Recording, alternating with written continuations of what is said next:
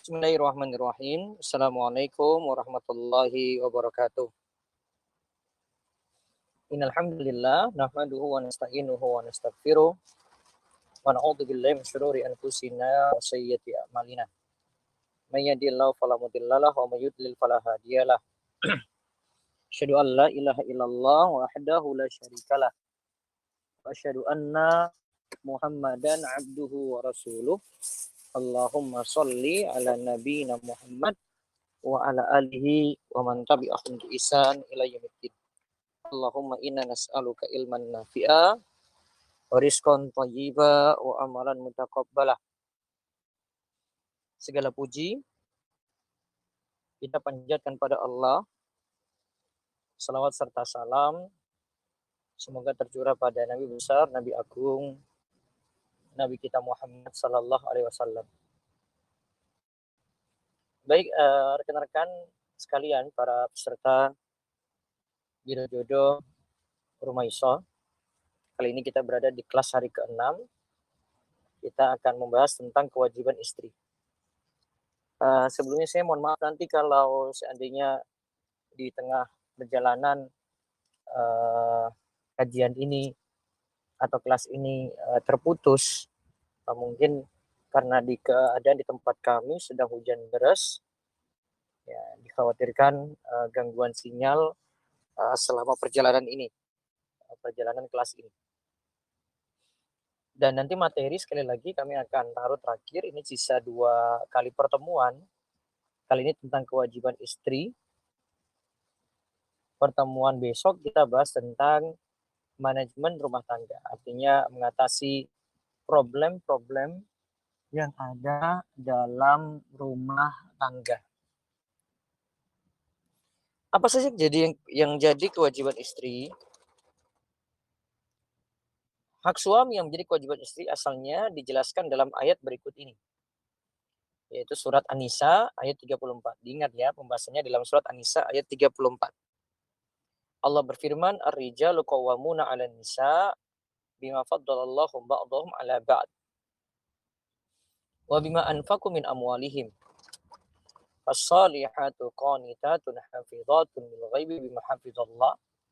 Wallati takhafuna nusyuzahunna fa'iduhunna wahjuruhunna fil madaji wadribuhun fa in ata'nakum fala tabghu 'alaihinna sabila." Kaum laki-laki itu adalah pemimpin bagi kaum wanita.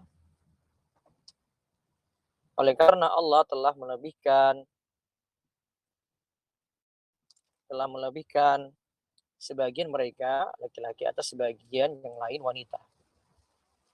Dan karena mereka laki-laki telah menafkahkan sebagian dari harta mereka. Sebab itu, maka wanita yang soleh ialah yang taat kepada Allah, lagi memelihara diri ketika suaminya tidak ada. Oleh karena Allah telah memelihara mereka. Wanita-wanita yang kamu khawatirkan nusyusnya atau pembangkangannya. Tentang masalah nusyus kita bahas pertemuan terakhir besok ya, tentang menata problem rumah tangga. Maka nasihatilah mereka. Dan pisahkanlah mereka di tempat tidur mereka. Dan pukullah mereka. Di sini ada tahapannya, nasihati. Lalu pisahkanlah mereka di tempat tidur mereka. Artinya didiamkan, tidak diajak bicara, dihajar istilahnya, dan pukullah mereka. Kemudian jika mereka mentaatimu atau menaatimu, maka janganlah kamu mencari-cari jalan untuk menyusahkannya. Surat An-Nisa ayat ke-34.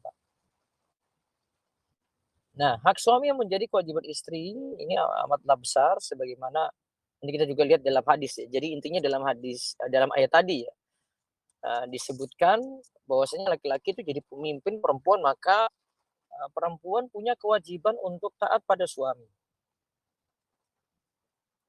Jadi ayat di atas ya, dapat disimpulkan bahwa laki-laki itu pemimpin bagi perempuan. Berarti suami itu pemimpin bagi istri. Sehingga istri punya kewajiban taat kepada pemimpinnya. Itu namanya pemimpin, saya ya ditaati, didengar gitu. Bukan yang jadi yang di bawahnya itu malah ngeyelan, membangkang, bukan. Asalnya patuh, selama itu bukan maksiat. Nah, suami yang menjadi kewajiban istri amatlah besar. Kewajiban istri amatlah besar sebagaimana sabda Nabi SAW. Ini saking menunjukkan agungnya perintah ini ya untuk taat pada istri. Lau kuntu amiran ahadan ayasjuda li ahadin ala amartun nisaa ayasjudna li azwajihin. Ayasjudna li azwajihin. Lima ja'alallahu lahum alaihinna minal haqq. Seandainya aku merintahkan seorang untuk sujud kepada yang lain, maka tentu aku akan merintahkan para istri untuk sujud kepada suaminya. Karena Allah telah menjadikan begitu besarnya hak suami yang menjadi kewajiban istri. Hadis riwayat Abu Dawud, Tirmidzi, Ibnu Majah, dan Ahmad. Nah, ketaatan seorang istri kepada suami termasuk sebab juga yang menyebabkan masuk surga. Sebagaimana disebutkan dalam hadis Rasulullah Shallallahu Alaihi Wasallam bersabda, "Idza sholatil mar'atu khamsaha, wa shamat syahraha, wa hafizat farjaha, wa ata'at zawjaha, qila laha dukhulil jannata min ayyi abwabil jannati syi'ti." Jika seorang wanita selalu menjaga sholat 5 waktu, juga berpuasa sebulan di bulan Ramadan, serta betul-betul menjaga kemaluannya dari perbuatan zina, dan benar-benar taat kepada suaminya, maka dikatakan ya, kepada wanita yang memiliki sifat mulia ini, masuklah ke dalam surga melalui pintu mana saja yang engkau suka. Tadi coba lihat ya, wanita sholat 5 waktu, puasa Ramadan, menjaga kemaluan, tidak berzina. Nah, ini masih kurang nih. Ya, ini masih kurang nih.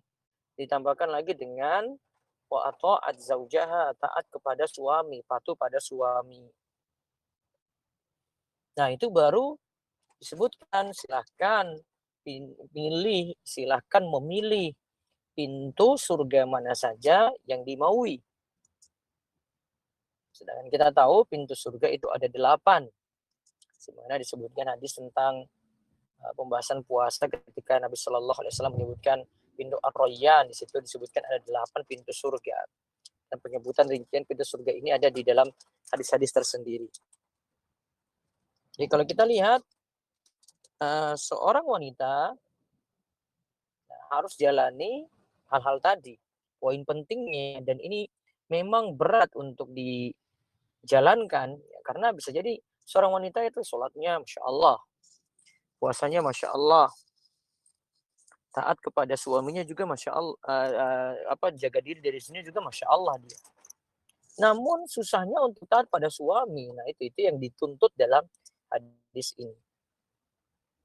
Nah, Syekhul Islam Ibnu Taimiyah rahimahullah berkata, "Walaisa 'alal mar'ati ba'da haqqillahi wa rasulihi aujaba min haqqi zauji." Tidak ada hak yang lebih wajib untuk ditunaikan seorang wanita setelah hak Allah dan Rasulnya daripada hak suami. Hak suami berarti jadi kewajiban istri di sini. Jadi setelah jalankan perintah pada Allah sesuai tadi ya, kita tadi wanita ada yang sholat 5 waktu, puasa Ramadan, kan itu kewajiban-kewajiban kepada Allah. Kalau itu sudah jalani benar, dia dituntut lagi untuk memenuhi hak suaminya, yaitu taat kepada suami. Nah, kalau kita simpulkan, Masya Allah, berarti ketaatan istri kepada suami semulia itu ya. Maka setiap wanita punya keharusan mengetahui hak-hak suami yang harus ia tunaikan. Nah, berikut adalah rincian mengenai hak suami yang menjadi kewajiban istri. Nah, kita lihat satu persatu nih. Ya. pada para akhwat bisa perhatikan ini baik-baik. Jadi kalau jenengan jadi istri, ya penuhi hal ini jalan. Jadi dengan menikah itu jadi jalan mudah untuk masuk surga dengan memperhatikan hak-hak ini. Hak yang mesti suami dapat dan jadi kewajiban istri. Pertama, menaati perintah suami.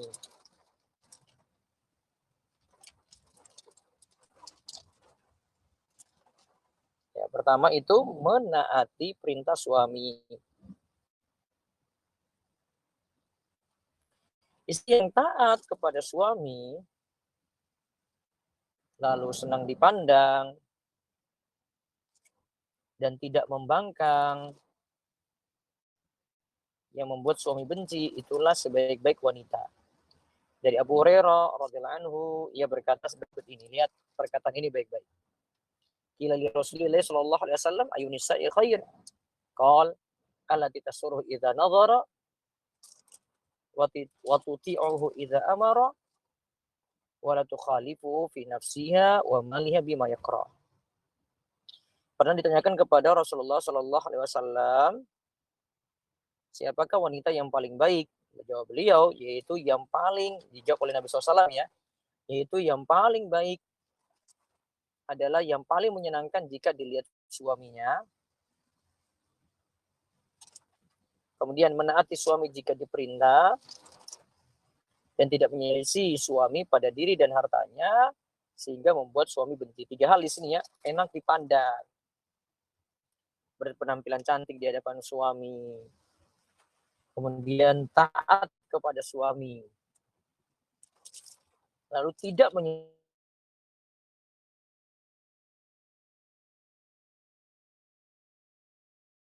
suami. Ya, pokoknya apa yang diperintah dipatuhi. Ya, pokoknya apa yang diperintah itu dipatuhi. Nah, di sini An-Nasa'i dan Ahmad. Sa'id dan Ahmad, Syekh Albani mengatakan bahwa hadis ini hasan sahih. Begitu pula tempat seorang wanita di surga ataukah di neraka dilihat dari sikapnya terhadap suaminya. Apakah ia taat ataukah durhaka?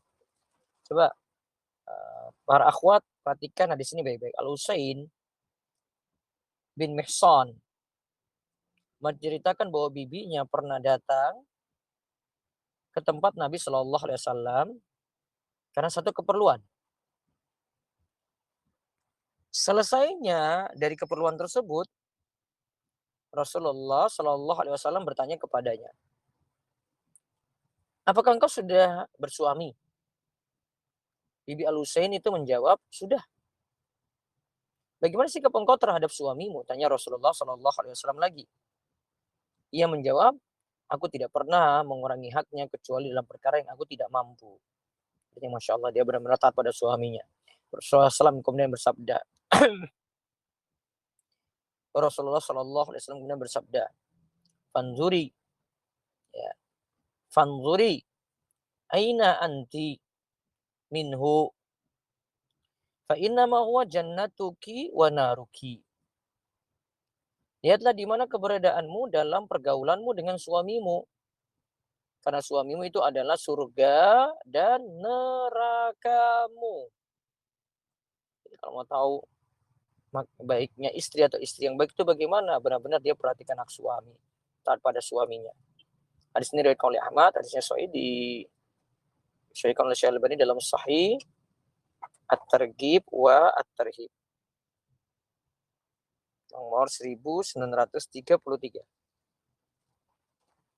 Nah, namun, di sini ingat ya, namun ketaatan istri kepada suami tidaklah mutlak. Jika istri diperintah suami untuk tidak berjilbab, ya, atau disuruh berdandan menor di hadapan pria lain, atau juga mungkin suami menyuruh istri meninggalkan sholat 5 waktu, misalnya yang pergi safar, ya sudahlah kita nggak usah sholat saja gitu, meninggalkan sholat 5 waktu, atau bersetubuh di saat haid, maka perintah dalam maksiat semacam ini tidak boleh ditaati. Alasannya Rasulullah Shallallahu Alaihi Wasallam bersabda, la ta'ata fi ma'siyatin, innama ta'atu fil ma'rufi. Tidak ada ketaatan dalam perkara maksiat. Ketaatan itu hanyalah dalam perkara yang ma'ruf, yaitu kebaikan saja. Ya, ketaatan itu dalam perkara yang ma'ruf, yaitu kebaikan saja. Juga Nabi Shallallahu Alaihi Wasallam memperingatkan, la ta'ata li makhluqin fi maksiatillah. Tidak ada ketaatan kepada makhluk dalam bermaksiat kepada Allah. Hadis riwayat Ahmad. Sanad hadis ini sahih, kata Syekh Shu'aib Al-Arnaud.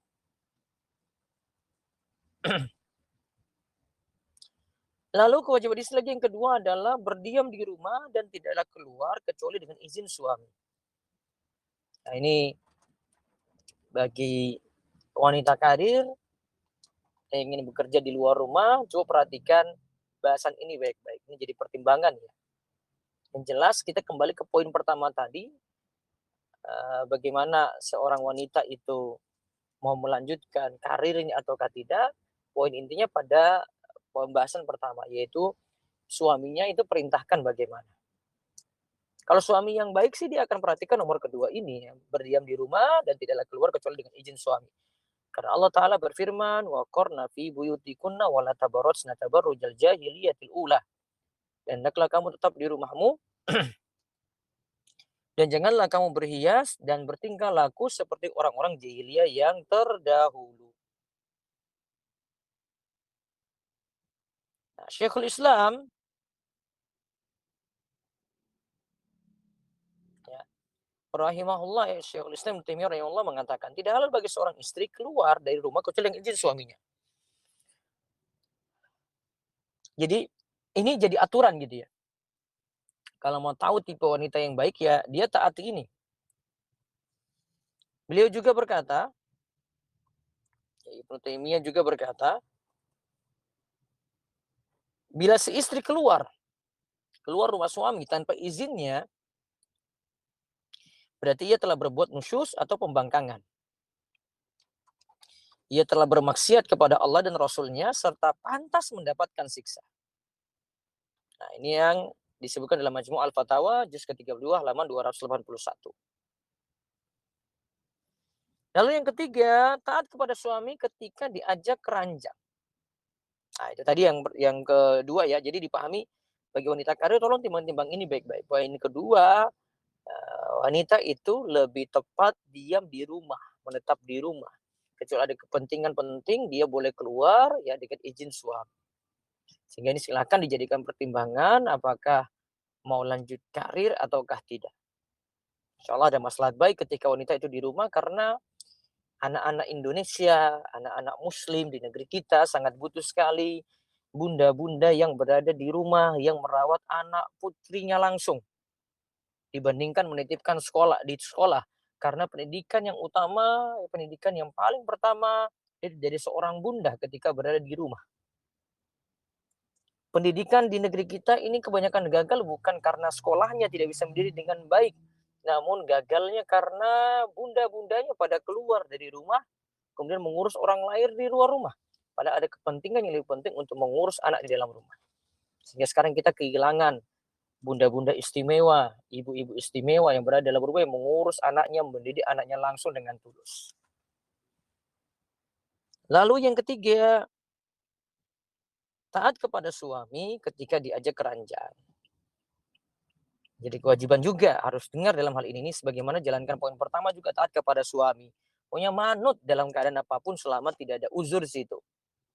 Ya, kalau ada uzur, lagi haid ya, atau sakit, atau mungkin kecapean ngurus anak gitu ya, suami juga nggak bantu-bantu ya, istri nggak bisa maksimal untuk melayani suami. Nah, dari Abu Hurairah radhiyallahu anhu, Nabi Shallallahu alaihi wasallam bersabda, "Idza da'a ar-rajulu imra'atahu ila firashihi fa'abat an taji'a la'anat hal malaikatu hatta tusbiha." Jika seorang pria mengajak istrinya ke ranjang, lantas si istri enggan memenuhinya, maka ingatlah malaikat akan melaknatnya hingga waktu subuh. Hadis riwayat Bukhari dan Muslim. Dalam riwayat Muslim disebutkan dengan lafaz walladzi nafsi biyadi ma min rajulin yad'u imra'atahu ila firashiha fata'aba alaihi illa kana alladzi fis sama'i sakhitan 'alaiha hatta yarda anha. Demi zat yang jiwaku berada di tangannya, tidaklah seorang suami memanggil istrinya ke tempat tidurnya, lalu si istri menolak ajakan suaminya, melainkan yang di langit, yaitu penduduk langit, murka kepada istri tersebut sampai suaminya ridho kepadanya. Nah, lalu Imam Nawawi rahimahullah berkata, ini adalah dalil haramnya wanita enggan mendatangi ranjang jika tidak ada uzur. Dan kata Imam Nawawi, termasuk wanita kalau lagi dalam keadaan itu bukanlah uzur, karena suami masih bisa menikmati istrinya di bagian selain ya kemaluan. Ya, kalau ulama sarankan antara yang ditutup ketika hubungan intim seperti itu antara pusar dan lutut. Namun jika istri ada halangan seperti sakit atau kecapean, maka itu termasuk uzur dan suami harus memaklumi hal ini ketika mengajak istrinya hubungan intim saat istri sakit, capek. Nah, ini harus banyak-banyak memaklumi. Kemudian yang kewajiban keempat lagi adalah tidak mengizinkan orang lain masuk rumah kecuali dengan izin suami. Ya, Rasulullah SAW pada Haji Wada pernah berpesan, Fattaqullaha fin nisa fa innakum akhadtumuhunna bi amanillah wastahlaltum furujahunna bi kalimatillah. Walakum alaihinna alla yuti'na furusyakum ahadan takrahunahu. Bertakwalah kalian dalam urusan para wanita, istri-istri kalian, karena sesungguhnya kalian mengambil mereka dengan amanah dari Allah. Dan kalian menghalalkan kemaluan mereka dengan kalimat Allah. Hak kalian atas mereka adalah mereka tidak boleh mengizinkan seorang pun yang tidak kalian sukai untuk menginjak permadani kalian. Jadi kalau mau masukkan orang dalam rumah, minta izin suami, walaupun itu keluarganya sendiri. Ya. Apalagi itu orang asing. Ada teman suami datang, cuma ada istri di rumah, ya nggak masukkan dalam rumah. Bilang aja, maaf suami lagi nggak ada pak, nanti aja jam 5 sore suami sudah pulang kerja, gitu. Sehingga tidak terjadi isu luar biasa, ada omongan orang bisa tuduh macam-macam, orang bisa seuzon kalau ada laki-laki masuk ketika suaminya nggak ada gitu. Dan bisa terjadi juga hal yang tidak diinginkan seperti akhirnya berzina gitu. Dari Abu Hurairah radhiyallahu anhu, Nabi Shallallahu alaihi wasallam bersabda, "La yahilu lil mar'ati an tasuma wa zawjuha syahidun illa bi isnihi wa la ta'dhana fi baiti illa bi isnihi." Wa ma anfaqat min nafaqatin an ghairi amrihi fa innahu yu'adda ilaihi syatruhu. Tidak halal bagi seorang istri untuk berpuasa sunnah. Nah, ini dalam puasa sunnah lagi ya. Sedangkan suaminya ada kecuali dengan izin suami. Ia tidak boleh mengizinkan orang lain masuk rumah suami tanpa izin darinya. Jika ia menafkahkan sesuatu tanpa ada perintah dari suami, artinya dikeluarkan sesuatu untuk sedekah misalnya, tanpa ada izin suami, maka suami mendapat setengah pahalanya. Hadis riwayat Bukhari dan Muslim. Nah, dalam lafaz Ibnu Hibban disebutkan hadis dari Abu Hurairah radhiyallahu anhu, la ta'zanul mar'atu fi baiti zawjiha wa huwa syahidun illa bi isnihi. Tidak boleh seorang wanita mengizinkan seorang pun untuk masuk di rumah suaminya sedangkan suaminya ada, melainkan dengan izin suaminya. Nah, sampai kayak gitu. Ini bentuk juga sama menjalankan yang disebutkan pada poin pertama, yaitu taat kepada suami. Apapun yang mau masuk dalam rumah ya harus dimintai izin gitu dari suami. Karena suami yang berkuasa. Kita kembali kepada masalah ar-rijalu qawwamuna 'alan nisa. Laki-laki itu pemimpin bagi perempuan. Terus yang kelima, tidak berpuasa sunnah ketika suami ada kecuali dengan izin suami. Sampai puasa sunnah pun minta izin suami, coba lihat jamaah. Para ahli fikih telah sepakat bahwa seorang wanita tidak diperkenankan untuk melaksanakan puasa sunnah melainkan dengan izin suaminya. Dalam hadis dari Abu Hurairah radhiyallahu anhu, Rasulullah shallallahu alaihi wasallam bersabda, "La yahilu lil mar'ati an tasuma wa zawjuha syahidun illa bi iznihi." Tidaklah halal bagi seorang wanita untuk berpuasa sedangkan suaminya ada tidak bepergian kecuali dengan izin suaminya. Dalam lafaz lainnya disebutkan la tasumul mar'atu wa ba'luha syahidun illa bi izni ghaira Ramadan. Tidak boleh seorang wanita berpuasa selain puasa Ramadan sedangkan suaminya sedang ada tidak bepergian kecuali dengan izin suaminya. Hadis riwayat Abu Daud. Nah, ulama Syafi'iyah mengatakan bahwa yang dimaksud dengan izin bisa jadi dengan ridho suami. Jadi kalau suami sudah meridhoi, ya itu sudah sama dengan izinnya. Imam Nawawi rahimahullah juga menerangkan larangan pada hadis tersebut dimaksudkan untuk puasa tatawwu. Ya, tatawwu itu puasa sunnah. Puasa tatawwu atau puasa sunnah yang tidak ditentukan waktunya. Nah, seperti ya sebenarnya kan Senin Kamis itu kan masih bisa longgar ya.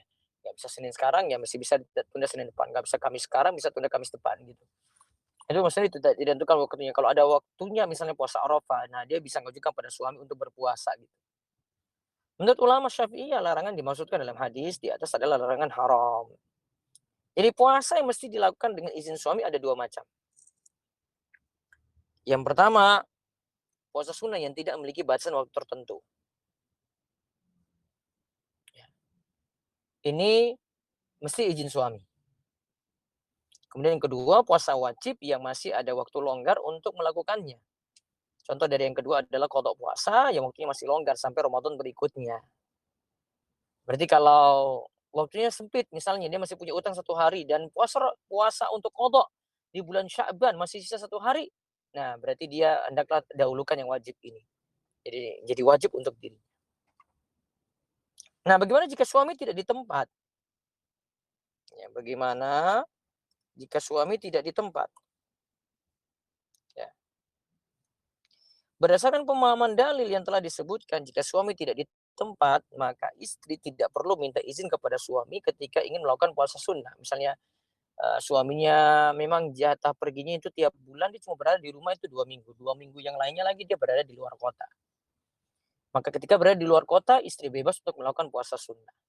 Nah, keadaan yang dimaksudkan seperti ketika suami sedang bersafar, atau mungkin sedang sakit, atau sedang berihram. Ihram artinya ketika ibadah haji atau umroh kan memang tidak boleh menggauli istri ya, atau suami sendiri sedang puasa.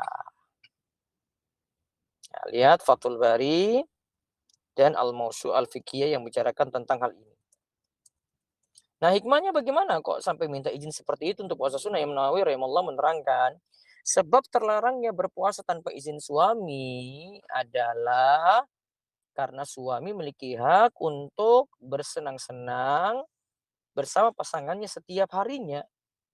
Siang-siang dia bisa ngajak istrinya seperti hak dia gitu. Ya, hak suami ini tidak bisa ditunda karena sebab istri melakukan puasa sunnah atau melakukan puasa wajib yang bisa ditunda.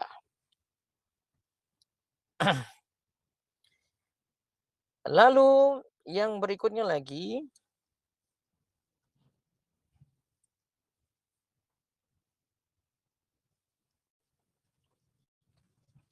yang keenam adalah tidak menginfakkan harta suami kecuali dengan izinnya.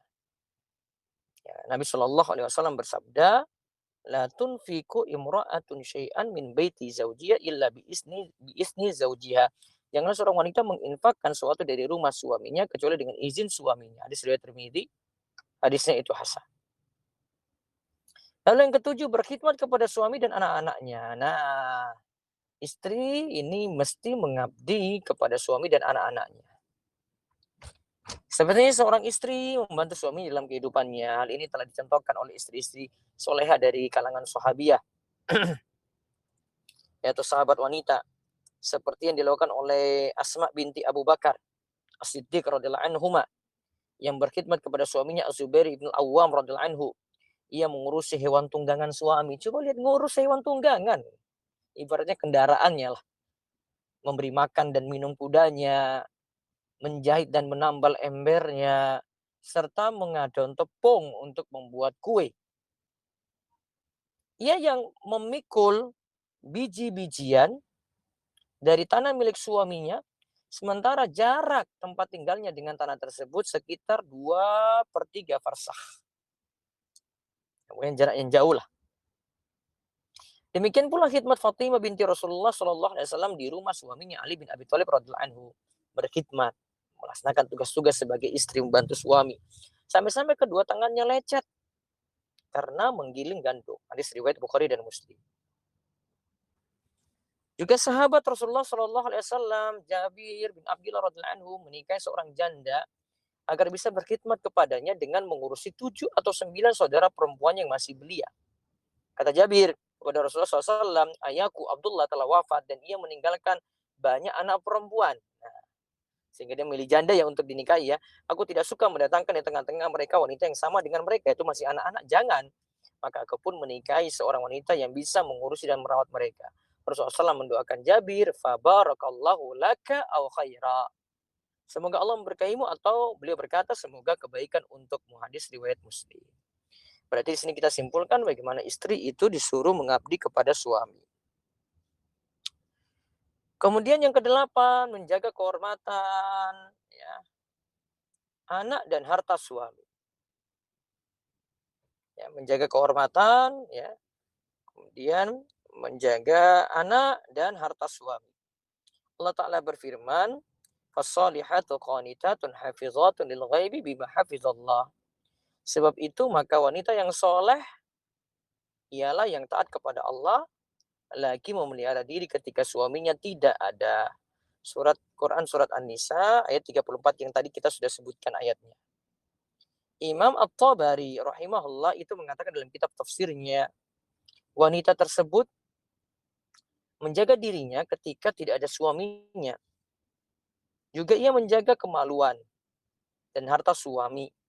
Samping itu, ia wajib menjaga hak Allah dan hak selain itu. Maka di sini istri yang baik itu menjaga kehormatan suami, jadi tidak jatuhkan suaminya di hadapan orang lain, menjaga anak dari suami juga, dan juga menjaga harta suami.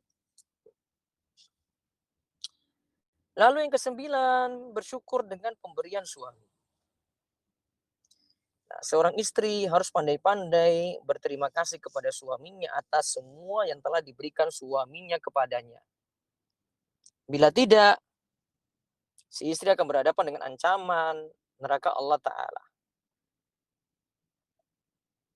Ada hadis yang menyebutkan tentang keadaan wanita yang banyak menghuni neraka ya. Nabi Shallallahu Alaihi Wasallam itu katakan sebab mereka itu banyak menghuni neraka, yakfurna al-ashira wa yakfurna al-ihsana. Ya. Kamu yaitu para wanita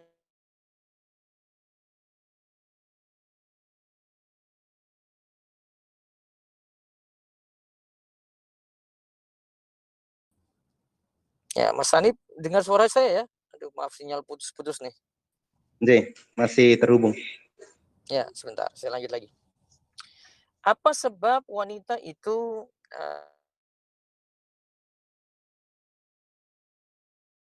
kata Nabi SAW, yakfurna al-ashira wa yakfurna al-ihsan.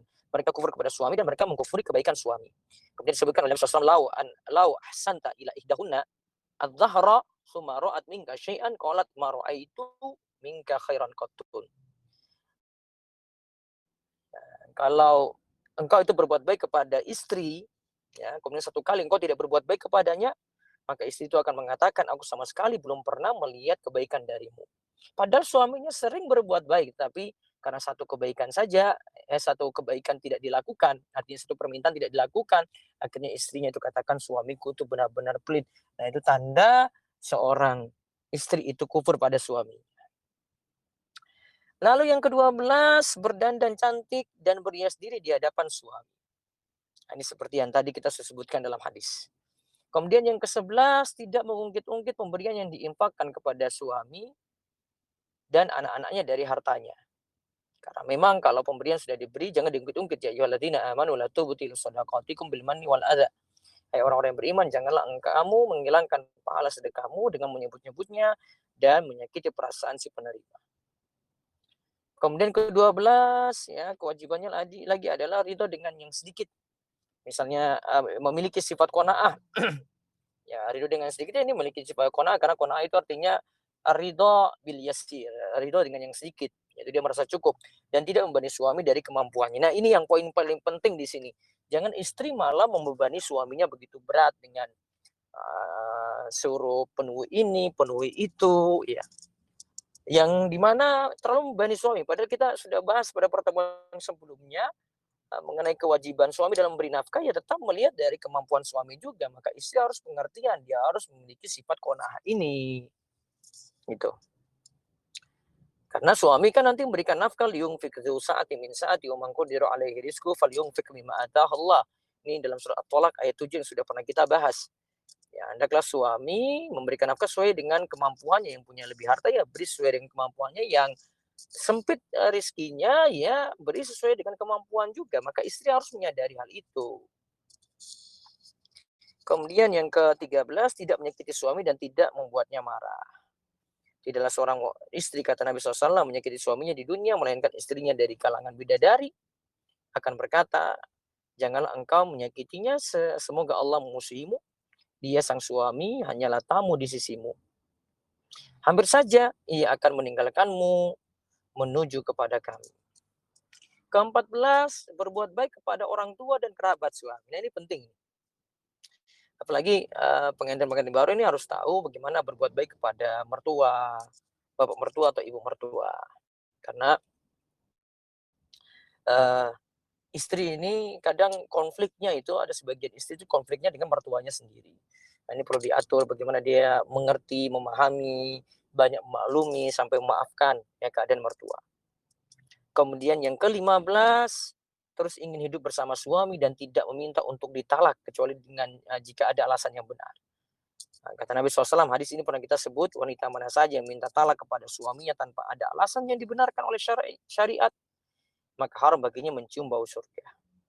Lalu yang ke-16, berkabung ketika meninggalnya suami selama 4 bulan 10 hari. Karena Allah Ta'ala berfirman, wallazina yutawaffawna minkum wa yadharuna azwajan yatarabbasna bi anfusina arba'ata asyhurin wa asyra. Ya, dikatakan orang-orang yang meninggal dunia di antaramu dengan meninggalkan istri-istri, hendaklah para istri menangguhkan dirinya beriddah. Ya, tunggu masa iddah sama ihdad ya, masa berkabung 4 bulan 10 hari. Pakai kalender Hijriah ya. 4 bulan 10 hari, 4 kali 30 berarti 120 ya, berarti tambah 10 hari jadi 130 hari. Kemudian apabila telah masa iddahnya, maka tidak dosa bagimu para wali membiarkan mereka berbuat terhadap diri mereka menurut yang patut. Allah mengetahui apa yang kamu perbuat. Kemudian Rasulullah SAW itu bersabda, la yahilli imra'atin tu'minu billahi wal yawmil akhir an tuhidda ala mayyitin fawqa salasi layalin illa ala zaujin arba'ata asyhurin wa asyra. Tidak dihalalkan bagi seorang wanita yang beriman kepada Allah dan hari akhir untuk berkabung atas kematian seorang lebih dari 3 hari, kecuali atas kematian suaminya, yaitu selama 4 bulan 10 hari. Wallahu a'lam bishawab. Ya, kami cukupkan materinya sampai 16 kewajiban istri tadi. Masih ada kewajiban lagi masalah hubungan intim dan menata rumah tangga, insya Allah kita bahas besok sore, dan saya mungkin hanya bisa jawab sekitar 10 menit ya. Karena setelah ini sepertinya saya agak sulitan sinyal, jadi saya buka selama 10 menit dulu. Monggo jika ada yang mau bertanya, dipersilakan. Ya, baik Ustadz. Langsung ke penanya pertama. Atas nama Ibu Lista, silahkan bisa open mikrofonnya. Silakan. Bismillah, Assalamualaikum warahmatullahi wabarakatuh, Ustadz. Waalaikumsalam warahmatullahi wabarakatuh. Izin bertanya, Ustadz. Berdasarkan apa yang saya simak tadi, saya sangat memahami bahwa wanita itu memang lebih baik di rumah. Namun kondisi saya sekarang adalah bekerja sebagai guru, Ustadz. Dan sebagai CPNS juga gitu.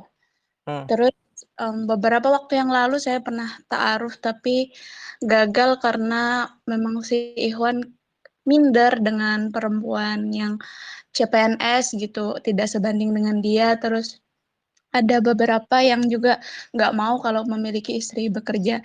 Terus gimana ya Ustadz, saya merasa minder gitu dengan pekerjaan saya sekarang karena kayaknya kok Ikhwan nih nggak kepengen gitu punya istri yang CPNS atau khawatir gitu. Jadi apakah Ustadz punya masukan atau solusi gimana dengan perempuan yang bekerja seperti saya gitu Ustadz? Apa ini keharusan dari orang tua masih bisa dilobi lagi untuk tidak lanjut dan menetap di rumah gitu bagaimana? Adapun ibu saya memang seorang janda Ustadz. Terus Jadi memang sepertinya saya memang harus membantu keuangan keluarga gitu Ustadz. kalau suami siap membantu juga bagaimana? Kalau memang suaminya memiliki keuangan yang cukup, mungkin dari segi materinya, mungkin orang tua bisa mempertimbangkan. Adapun saya sih Ustadz, saya memang lebih ingin di rumah.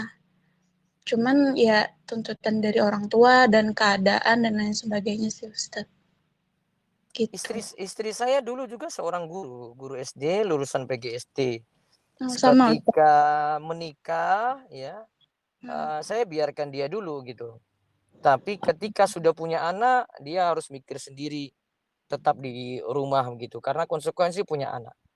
Dia nggak bisa tinggalin seperti itu. Jadi kesadaran dia sendiri. Setelah itu tidak lagi kerja. Dan mengabdi di rumah, sepenuhnya dia berada di rumah. Karena anak juga sekarang sudah banyak. Jadi mungkin kalau mau kasih saran, nikah saja dulu. Setelah itu pelan-pelan untuk mempertimbangkan lagi mau melanjutkan ataukah tidak.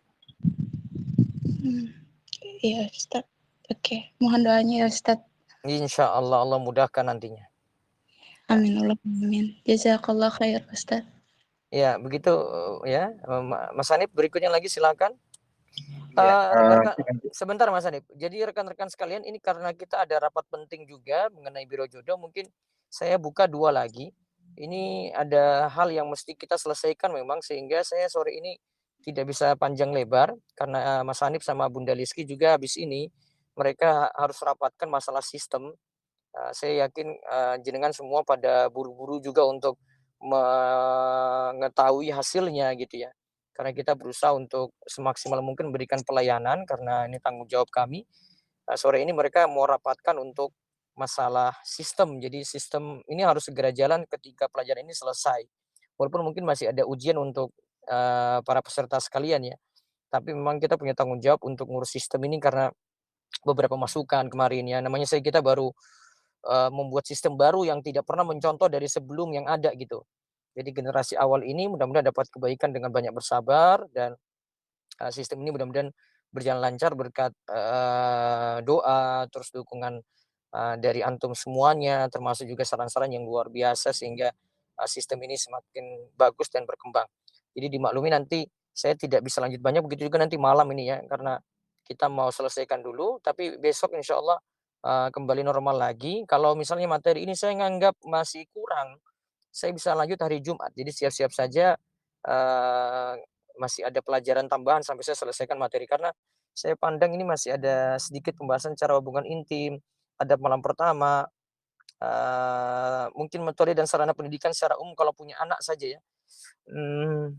Kalau sempat saya bahas, tapi yang saya penting pahamkan itu menata problem rumah tangga. Besok saya bahas masalah hubungan intim dan menata problem rumah tangga. Mungkin buka 2 lagi Mas Hanif. baik Ustadz. Selanjutnya pindah ke Ikhwan. Mas Ilham Kamil, silakan bisa open microphone ya.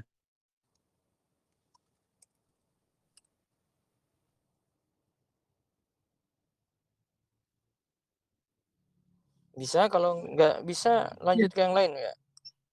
Baik, Ya nggak usah tunggu terlalu lama Mas Hanif. kami lanjutkan ke Ibu Nadia. Silakan bisa open microphone-nya.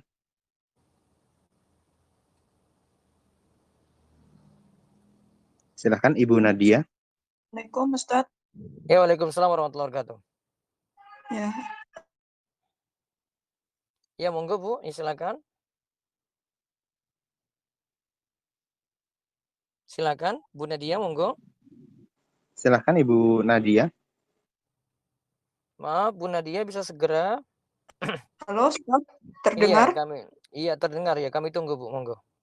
Ya, apa Ustaz ingin bertanya terkait istri yang tidak sedekah tanpa izin suami ya, Ustaz tadi ya? Iya. Apakah setiap kita mau berinfak itu harus izin terlebih dahulu? Bagaimana kalau suami sudah memberikan jatah nafkah untuk istri? Apakah boleh berinfak tanpa izin suami terlebih dahulu? Itu masih harta suami apa bukan? Oh, harta suami, Ustaz.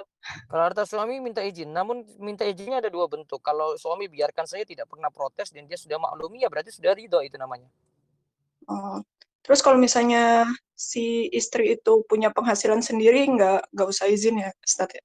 Sebaiknya minta izin juga karena ini untuk mengurangi konflik saja. Jadi dalam rumah tangga kita minimalkan konflik gitu. Naam, Ustaz. Karena kalau seperti ini timbul konflik nantinya, timbul konfliknya suami tanya-tanya ini istri saya ini gimana sih nggak beritahu.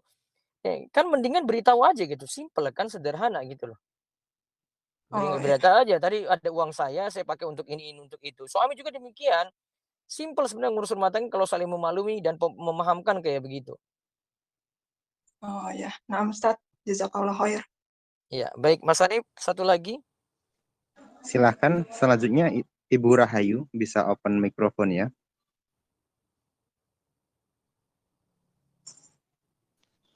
Assalamualaikum. Waalaikumsalam warahmatullahi wabarakatuh. Monggo. Ustadz mau tanya, ini Ya, kan saya kan kerja, saya ya, kan guru, PNS ya, juga. ya, Itu kalau nanti ini kan saya posisinya kan di rumah sama bapak, tinggal sama bapak aja. Terus ya. saya jadi tumpuan buat ekonomi sehari-hari gitu. Kalau nanti saya menikah, apakah harus saya resign atau gimana?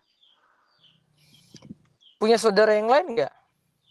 Kakak saya udah meninggal, Berarti tinggal jenengan saja.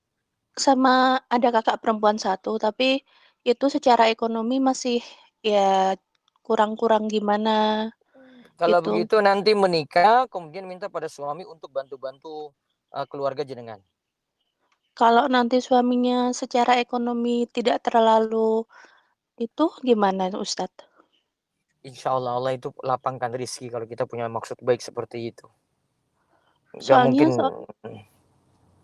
soalnya kan saya dari kerja itu yaitu untuk biaya hidup di sehari-hari itu buat mencukupi keperluan Kalau sehari-hari Allah gitu. jodohkan pada seorang yang nanti penuhi itu semua, bagaimana?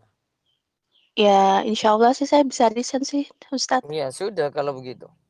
Yang jelas ada maslahat jika jenengan di rumah. Itu Oh punya gitu. maslahat lebih besar. Mungkin belum merasakan deh. Nanti kalau sudah punya anak itu rasakan sendiri. Mungkin kalau kerja silakan. Tapi orang tua mana sih yang tega anaknya dibiarkan di rumah nanti dengan pembantu atau disekolahkan gitu dia nggak didik sendiri. Coba perasaan wanita itu bagaimana? Saya nggak tahu kalau perasaan wanita sekarang ya. Coba wanita normal aja deh. Saya sih pengennya itu sih ngurus anak di rumah gitu. Ya itu makanya. Tapi ya kalau sekarang secara ekonomi saya harus kerja. Insya Allah Allah yang beri rizki. Nggak usah khawatir. Iya, gitu Iya. ya Ustadz. Ya, Allah tidak mati. Allah itu maha hidup dan Allah beri rizki terus. iya, Yang iya, lemah itu kita bergantung pada Allah. Itu. Kita bergantung pada pekerjaan, seandainya pekerjaan itu hilang juga, mau hidup bagaimana coba? Pasti ada iya, Allah yang tanggung itu. iya, iya Kenapa kita Ustadz. bergantung pada pekerjaan yang pekerjaan itu pun bisa hilang gitu? Kenapa tidak bergantung pada Allah yang Hayyul Qayyum, Maha hidup dan mengurus makhluknya terus? Gitu. Rasa Iya, yakin yang dipertebal saja. iya, iya, Insya Allah. iya. Jazakallah Ya, Ustadz. Wiyakum. Baik, rekan-rekan sekalian, saya cukupkan dulu. Mohon maaf, nanti materi jika kurang saya tambahkan besok untuk waktu kita besok cara hubungan intim dan menata rumah tangga ya. Seandainya ada materi saya masih rasa kurang, saya tambahkan hari Jumat untuk hari terakhir. Jadi bisa hari Kamis atau hari Jumat besok baru kita selesai. Dan doakan mudah-mudahan penyempurnaan sistem bisa kami selesaikan hari ini. Karena saya khawatir kalau ini tidak diselesaikan segera, ternyata materi kelas BJR sudah selesai, terus evaluasi sudah dijalankan juga, jangan nunggu-nunggu terus nih kapan mau diurus. Padahal kita lagi fixkan ya minggu-minggu ini kita perubahan sistem terus ini sampai sesuai dengan yang peserta nanti rasa mudah dan kita juga bekerja juga dengan baik insya Allah. Demikian kami mohon doanya mudah-mudahan lancar urusan Bunda Liski dan Mas Hanif serta tim IT Rumaiso ya mudah-mudahan program ini juga dapat membantu panjenengan semuanya untuk mendapatkan jodoh yang terbaik. Ya kami cukupkan, insya Allah ketemu besok lagi Kamis. Mudah-mudahan Allah berkahi semuanya. See you tomorrow. Allah ibarik fik. Subhanakallahumma bihamdika. Asyhadu an la ilaha illa anta astaghfiruka wa atubu ilaik. Assalamualaikum warahmatullahi wabarakatuh.